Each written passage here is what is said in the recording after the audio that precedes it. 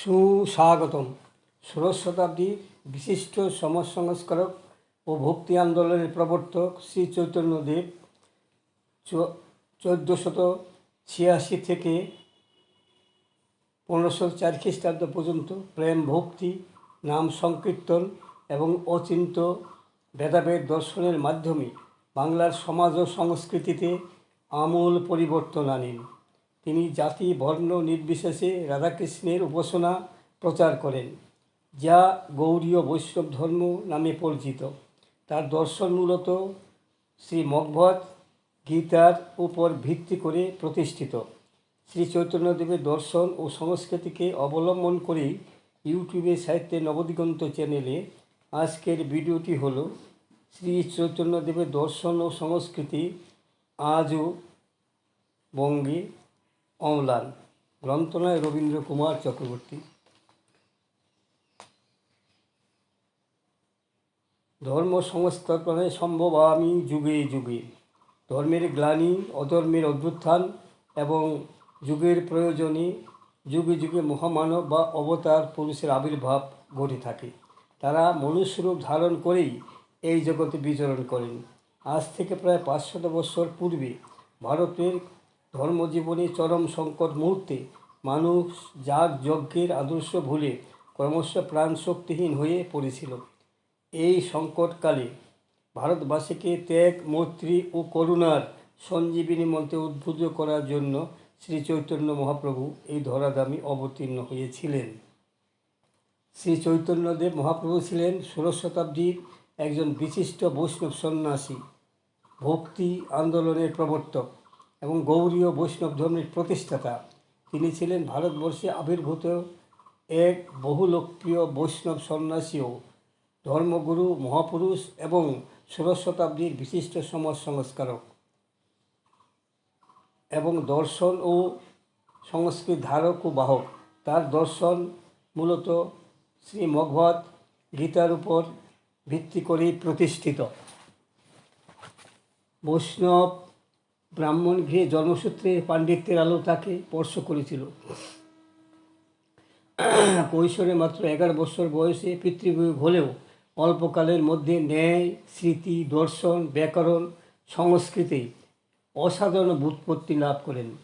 তার শান্ত সৌম্য মূর্তিবোধনে যে প্রাজ্ঞ বাগ্মী ও যুক্তির দর্শন সূত্র বেরিয়ে আসে, তার দ্বারা প্রতারক, দাম্ভিক, আত্ম অভিমানী পল্লবগ্রাহীর দল পরাভূত হয় এবং সমাজের মানুষ তার কোমল স্পর্শে শান্তির প্রকৃত পথ খুঁজে পায় এবং তা অনুধাবন করে শ্রী রামকৃষ্ণ পরমহংসদেব যথার্থই বলেছেন, শ্রী চৈতন্যদেব জ্ঞানে ছিল সৌর জ্ঞান, জ্ঞান সূর্যের আলো, আবার ভিতর ভক্তিচন্দ্রের শীতল আলোও ছিল। প্রকৃতপক্ষে প্রাক চৈতন্য যুগের সরস্বতী সাধনা চৈতন্যের প্রভাবে নতুনভাবে প্রাণ সংসার ফিরে পেল। এদিক থেকে এসেছিল এক বিপ্লব। অন্যদিকে বাংলাদেশে তথা গৌড় নগরীতে অত্যাচার ও শোষণের হাত থেকে মুক্তি লাভের জন্য শাস্ত্রজ্ঞান উদ্বুদ্ধ যুব সমাজ মোক্ষের উদ্দেশ্যে সন্ন্যাস ধর্মের পথ অবলম্বন করেছিল। কিন্তু মহাপ্রভু চৈতন্য প্রাচীন হিন্দু দর্শনের 4টি পর্যায় যথা ধর্ম, অর্থ, কাম, মোক্ষের ধাপগুলি পালন করেছিলেন।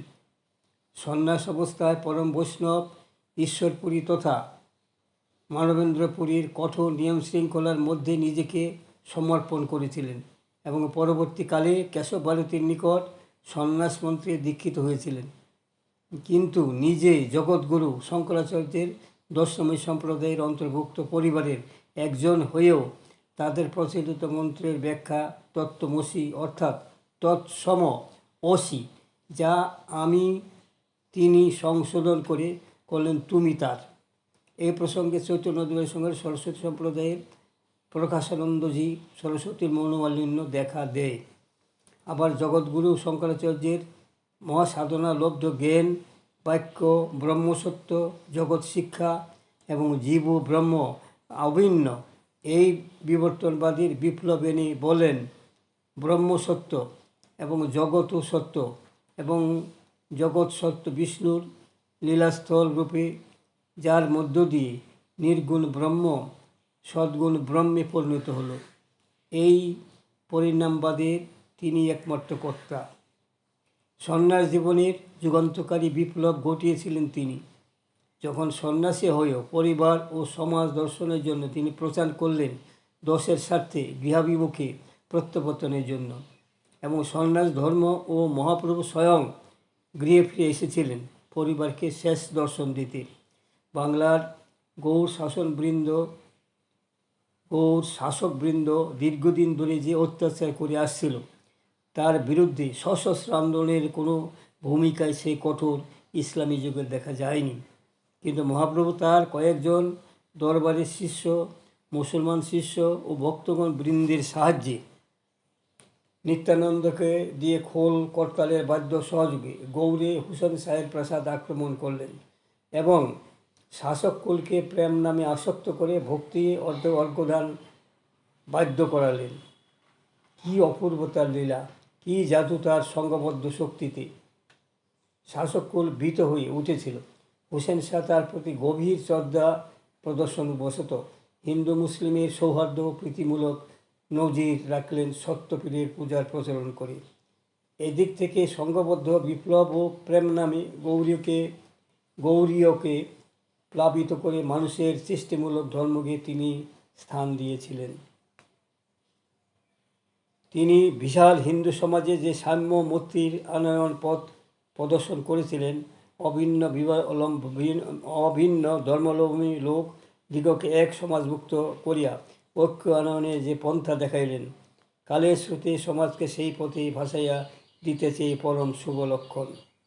বাংলার অবতারকে বাঙালি যেন ভুলিয়া না যায়। বাঙালি জাতি শতদা বিচ্ছিন্ন হইয়া বিদেশে থাকিলেও যদি তাহারা অবতার প্রদর্শিত বৈশিষ্ট্য বজায় রাখিয়া চলিতে পারে, তবে শান্তি লাভ অনিবার্য। জীবে দয়া নামে রুচি ও অচাণ্ডাল ব্রাহ্মণকে প্রেম দান, এই তিনটি মহামন্ত্র তিনি আমাদিকে দান করিয়া গিয়াছেন। একথা স্মরণ রাখিয়া বাক্য ও কর্মে এই তিনি যে মহামন্ত্র সাধন করিবার জন্য সকলকে সচেষ্ট হইতে বলিয়াছিলেন। এদিকে শ্রীচৈতন্য দর্শন ও সংস্কৃতি মধ্যযুগের গৌরীয়কে শান্তি বাড়ি করিয়েছিল, সে বিষয়ে কোনো সন্দেহ নাই।